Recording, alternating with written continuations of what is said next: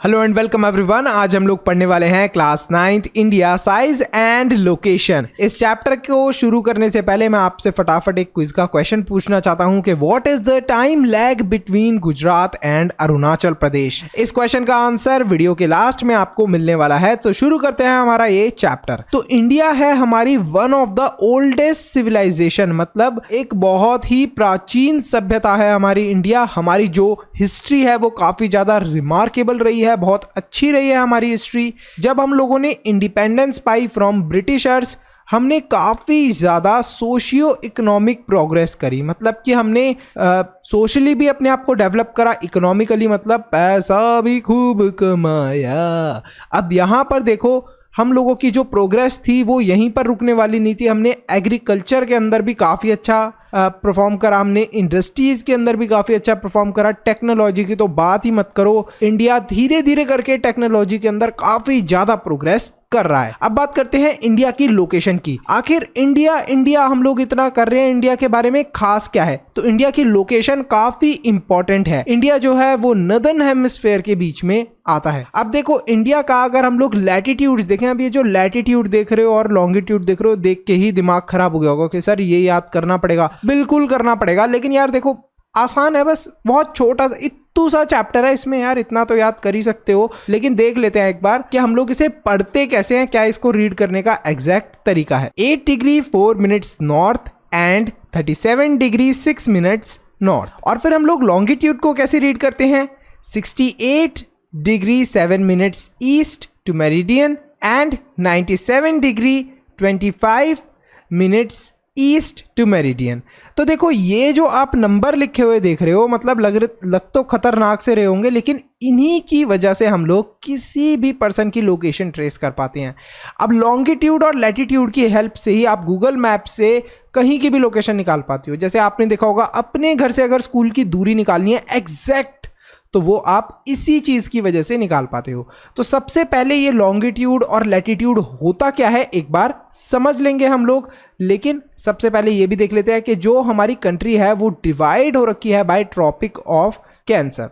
Almost 2 equal parts के अंदर इसने हमारी कंट्री को डिवाइड करा हुआ है। तो सबसे पहले लॉन्गिट्यूड देखते हो। देखो हमारी अर्थ ऐसी है गोल। अब गोल ये जो अर्थ है इसको हमने क्या कर रखा है? डिवाइड कर रखा है इन लाइन्स से। इन्हीं लाइंस को जो हमने लंबी लंबी सीधी लाइन खींची है नहीं बोलते हम लोग लॉन्गिट्यूड। अब जो इनकी बिल्कुल सेंटर वाली लाइन होती है ना, ऐसे ही हमने बोल दिया है प्राइम मेरिडियन। अब देखते हैं लैटिट्यूड। बहुत ही वाइज वर्सा और बहुत ही सिंपल है। लैटिट्यूड के अंदर क्या हुआ है, ये जो लाइंस स्ट्रेट थी, वर्टिकल थी, अब ये कैसी हो गई हैं? हॉरिजॉन्टल प्लेन पे आ गई हैं ये लाइंस। और इनमें जो सबसे सेंटर वाली लाइन होती है, ऐसे ही बोलते हैं हम लोग इक्वेटर। अब जो हमारा इंडिया है ना वो ट्रॉपिक ऑफ कैंसर पे लाई करता है। ये जो इक्वेटर के ऊपर, इक्वेटर वाली लाइन के ऊपर जो भी कंट्रीज आती हैं भाई, बहुत ज़्यादा धूप होती है इधर और गर्मी होती है, क्योंकि डायरेक्ट यहाँ पर सन का इफेक्ट रहता है। तो ये समझ लो कि आप यहाँ पर गलती से भी चले गए गर्मियों के अंदर तो बेटा तुम रोस्टेड चिकन बन जाओगे, इतनी बुरी हालत हो जाएगी। अब यहाँ पर हम लोग इंडिया, हमारे प्यारे भारत का नक्शा देख लेते हैं और समझते हैं कुछ इंपॉर्टेंट पॉइंट्स को। अब देखो इंडिया की खास बात यह है कि अगर आप गुजरात वाली साइड से अरुणाचल प्रदेश वाली साइड को देखोगे तो कितने डिग्री का डिफरेंस है? 30 डिग्री का डिफरेंस है। और यही कश्मीर से केरल तक का देखोगे so that is also 30 degree. बहुत इंपॉर्टेंट बनाती है ये चीज़ इंडिया को, और हम समझने वाले हैं क्यों इंपॉर्टेंट है। पर इस चीज़ को आपको याद रखना है, कितना डिफरेंस है from Gujarat to Arunachal Pradesh, that is 30 degree. और कश्मीर से लेके केरल तक का भी कितना डिफरेंस है? That is also 30 degree. तो साउथ ईस्ट के अंदर हमें देखने को मिलते हैं अंडमान एंड निकोबार आइलैंड्स, ठीक है। और फिर हमें लक्षद्वीप आइलैंड्स देखने को मिलते हैं इन अरेबियन सी। तो जो अरेबियन सी वाली साइड है, ये देखो मैंने मार्क करा हुआ है, ये लक्षद्वीप आइलैंड्स है। और यहाँ पर क्या है? हमारे अंडमान एंड निकोबार आइलैंड्स। तो इंडिया के अंदर आइलैंड्स भी देखने को मिल रहे हैं। अब देखो यहाँ पर हम लोग देखने वाले हैं वो सारे स्टेट्स जिन्हें ट्रॉपिक ऑफ कैंसर वाली लाइन टच करती है। तो लगभग ये 8 स्टेट्स हैं, आपको याद होने चाहिए। देखो 8 स्टेट्स कौन कौन से हैं? गुजरात है, राजस्थान है, उसके बाद मध्य प्रदेश है, छत्तीसगढ़ है, झारखंड है, वेस्ट बंगाल है, त्रिपुरा है और मिजोरम है। फटाफट एक लाइन में जिस भी बच्चे को याद हो गए हो कमेंट कर देना। क्या है फर्स्ट वाला? गुजरात, राजस्थान, मध्य प्रदेश, छत्तीसगढ़, झारखंड, वेस्ट बंगाल, त्रिपुरा और मिजोरम। तुम्हारे साथ देखो मुझे भी याद हो गया अब ये फटाफट। ये कोई ऐड नहीं है, आपको एक बहुत ही इंपॉर्टेंट इंफॉर्मेशन देनी है। एजुकेशन को इजी और अफोर्डेबल बनाने के लिए हमने एक इम्पॉर्टेंट स्टेप लिया है। आपके लिए हमने रेडी करा है स्पेशल कंटेंट जो आपके एग्जाम में बहुत हेल्प करेगा। इसमें आपको मिलेंगे चैप्टर वाइज टेस्ट पेपर, हर चैप्टर के नोट्स, साथ में कंबाइंड टेस्ट पेपर्स और प्रायोरिटी डाउट क्लियरिंग। इसके साथ साथ और भी बहुत सारे बेनिफिट्स आपको मिलने वाले हैं सिर्फ और सिर्फ 299 के मेंबरशिप प्राइस में। सब्सक्राइब के साथ में ज्वाइन के बटन पे क्लिक करके आपको ये मेंबरशिप परचेज करनी है। ये प्राइस लिमिटेड टाइम के लिए है। अरे वाह भैया, इतने कम प्राइस में इतनी सारी चीजें, मैं तो अभी मेंबर बन जाता हूँ। तो अब बात कर लेते हैं इंडिया के साइज की। तो जो इंडिया का साइज है that is 3.28 million square kilometre. देखो बहुत ही बड़ा साइज है हमारी कंट्री का। और अगर हम लोग देखें तो वर्ल्ड का लगभग 2.4% of the total area India occupy करता है। सुनने में काफ़ी छोटी जगह है लेकिन काफ़ी बड़ा पोर्शन हमारा इंडिया ऑक्यूपाई करता है। India is the 7th largest country in the world in terms of land mass. India की जो बाउंड्री है दैट इज अप्रोक्सीमेटली 15,000 किलोमीटर्स। तो आप एग्जाम के लिए आपको ये राउंड ऑफ वाली फिगर याद कर लेनी है, but actually it is 15,200 kilometers. The total length of the coastal line of the mainland, including Andaman and Nicobar and Lakshadweep Island, is 7,516 kilometers. Round of कर दें तो 7,500 kilometers. अब ये कोस्टल लाइन क्या है ये देख रहे हो आप, जो समुंदर को टच कर रही हैं, ये सारी लाइंस को हम लोग बोलते हैं these are all coastal lines of India. तो कोस्टल एरिया हो गया ये हमारा। फिर अगर हम लोग देखें तो south of about 22 degree north latitude India narrows and finally extend towards the Indian ocean. देखो अभी यहाँ पर हम लोग प्रॉपर लैटिट्यूड और लॉन्गिट्यूड वाली लैंग्वेज में बात करने वाले हैं। तो इसका सिंपल मतलब क्या है, आप इंडिया की ये लोकेशन देखो, यहाँ से हम लोग देखते हैं 22 डिग्री नॉर्थ लैटिट्यूड से इंडिया कैसा होता जा रहा है, पतला होता जा रहा है, नैरो होता जा रहा है। नैरो मतलब कि ये देखो पतला होता जा रहा है। तो यहीं पर हमारा लास्ट में जाकर इंडियन ओशन तक ये काफ़ी ज़्यादा ख़त्म हो जाता है हमारा India. In the north west, north and north east of India young folds mountain bounded. तो यहाँ पर अगर हम लोग ऊपर वाला एरिया देखें, ये देखो ये जो ऊपर वाला एरिया है यहाँ पर हमें माउंटेन्स देखने को मिलते हैं। ये वाला जो एरिया ज़्यादातर जो मतलब कोस्टल एरियाज के अराउंड नहीं है, वहाँ पर हिमालयाज वगैरह देखने को मिलते हैं। ये आप प्रॉपरली नेक्स्ट चैप्टर के अंदर समझ जाओगे, तो यहाँ पर आपको इसमें ज़्यादा डिटेल में जाने की भी ज़रूरत नहीं है। Latitudinal and longitudinal extend of the mainland is about 30 degree. जो मैंने आपको बताया था कि difference latitudinal and longitudinal extend का कितना था, दैट वाज 30 डिग्री। मैंने बार बार आपको बोला था। अब ये इतना इंपॉर्टेंट क्यों है, एक बार इसको समझ लेते हैं।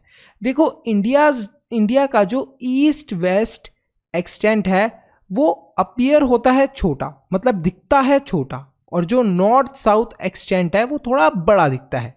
लेकिन ऐसा क्यों है, जबकि हम तो बोल रहे हैं कि दोनों जगह ही डिफरेंस कितना है, 30 डिग्री का। मतलब कि यहाँ देखो सिंपल हम लोग मैप से समझते हैं कि यहाँ से लेके यहाँ तक भी 30 डिग्री का डिफरेंस है, यहाँ से लेके यहाँ तक भी 30 डिग्री का डिफरेंस है, बट एक्चुअली में 30 डिग्री का डिफरेंस नहीं है। कैसे नहीं है अभी देख लेते हैं। तो देखो एक क्वेश्चन के फॉर्म में से अंडरस्टैंड करते हैं। Both the latitudinal and longitudinal extend of India's mainland is about 30 degree, but on looking at the map of India which of the following alternatives do you observe about India size? The east-west extent appears smaller than north-south extent due to the fact that latitude are equidistant। तो जो latitudes होते हैं वो equidistant होते हैं, जबकि हम लोग longitudes को देखें तो वो डिक्रीज होते हैं as one moves from equator to poles। एक बार हम लोग latitude और longitude को देखकर ही इसे समझते हैं। देखो यहाँ पर ध्यान देना, यहाँ पर आप लैटिट्यूड्स पे ध्यान देना, प्रॉपरली डिवाइडेड है, ठीक है। And look at the longitudes, longitudes के अंदर डिफरेंस आ रहा है। तो यही हमें बताया गया है लैटिट्यूड और लॉन्गिट्यूड्स के बारे में। आई होप अब आपको क्लियर होगा लैटिट्यूड, लॉन्गिट्यूड और ये जो 30 डिग्री वाला जो डिफरेंस है अपीयर इंडिया, देखने में हमें ऐसा लगता है कि क्या है, इंडिया के अंदर जो ईस्ट वेस्ट वाला एक्सटेंट है वो छोटा है कंपैरेटिवली टू नॉर्थ साउथ। तो वो वाकई में एक्चुअली में दिस इज ट्रू, और ये इसी वजह से है due to the latitudinal and longitudinal difference. अब देखते हैं हम लोग, टाइम लैग है इंडिया के बीच में 2 आवर्स का, जो शुरू में मैंने आपसे क्विज में क्वेश्चन पूछा था। तो इंडिया के अंदर अगर हम लोग देखें, टाइम लैग है between Gujarat and Arunachal Pradesh is of 2 hours. लेकिन ये जो टाइम लैग है इसको कैसे खत्म करा जाए? देखो, जैसे अरुणाचल प्रदेश साइड में प्रेजेंट है चीकू और मोटूलाल, कहाँ पर? गुजरात में। तो ये दोनों ही बेचारे अलग अलग जगह पर प्रेजेंट है। अब 2 घंटे का अगर टाइम डिफरेंस आएगा तो बहुत ज़्यादा प्रॉब्लम क्रिएट होने वाली है। मान लो चीकू को कोई बात कन्वे करनी है मोटूलाल तक, कंट्री एक ही है, देश एक ही है, लेकिन यहाँ पर इनको दिक्कत कितनी आने वाली है? तो अगर वो कोई बात इसको कहेगा तो देखो 2 घंटे का फर्क आ जाएगा हर चीज़ के अंदर। तो यहाँ पर क्या हुआ कि एक स्टैंडर्ड मेरिडियन जो कि 82 डिग्री 30 मिनट्स टू ईस्ट, जो कि मिर्ज़ापुर के थ्रू पास हो रहा है यूपी के अंदर, उसको हमने लिया है इंडियन स्टैंडर्ड टाइम। मतलब इंडिया के अंदर एक जो स्टैंडर्ड टाइम है वो यहाँ से कैलकुलेट होगा, पूरे इंडिया का यहीं से टाइम हमारा लगभग माना जाएगा। अब यहाँ पर आई होप आपको क्लियर होगा कि पूरा देश हमारा एक है, इतना बड़ा देश है, तो यहाँ पर टाइम डिफरेंस तो आना लाजमी है, बहुत ही नॉर्मल सी बात है। जैसे हम लोग बात करते हैं ना कि अमेरिका के अंदर तो रात हो रही होगी अगर यहाँ पर दिन हो रहा है, तो इसी तरीके से हमारा देश इतना बड़ा है कि एक कोने से दूसरे कोने में जाएंगे तो टाइम डिफरेंस ही 2 घंटे का आ रहा है। तो उस चीज़ को ख़त्म करने के लिए, उस चीज़ को इक्वल करने के लिए हमें किस चीज़ की ज़रूरत पड़ी है? इंडियन स्टैंडर्ड टाइम की। अब बात करते हैं इंडिया एंड द वर्ल्ड, मतलब इंडिया और दुनिया की बात करते हैं। देखो मैप पे आपको दिख रहा होगा, इंडिया को हाईलाइट करा हुआ है रेड कलर से, और ये पूरी दुनिया है। एक तो इंडिया सेंटर के अंदर है, काफ़ी इंपॉर्टेंट लोकेशन पर है। देखो जो एशिया की जितनी भी कंट्रीज हैं और जो यूरोप है, यहाँ पर बीच में हमारा इंडिया पड़ता है अगर ओशियन वाली साइड से देखा जाए तो इंडिया क्या है? It is located in the centre of the world between east and west Asia, east और वेस्ट एशिया के बीच में लोकेटेड है। The routes across the Indian ocean which connects the countries of Europe in the west and countries of east Asia provide a strategical central location to India. अब जो India की location है, देखो इतनी अच्छी लोकेशन है हमारी कंट्री की कि ज़्यादातर कंट्रियाँ जिन्हें ट्रेड करना होता है उनको इंडिया के थ्रू ही जाना पड़ता है, आना पड़ता है। आप देख रहे हो कि सारे के सारे ट्रेड रूट्स इंडिया से कनेक्टेड हैं लगभग।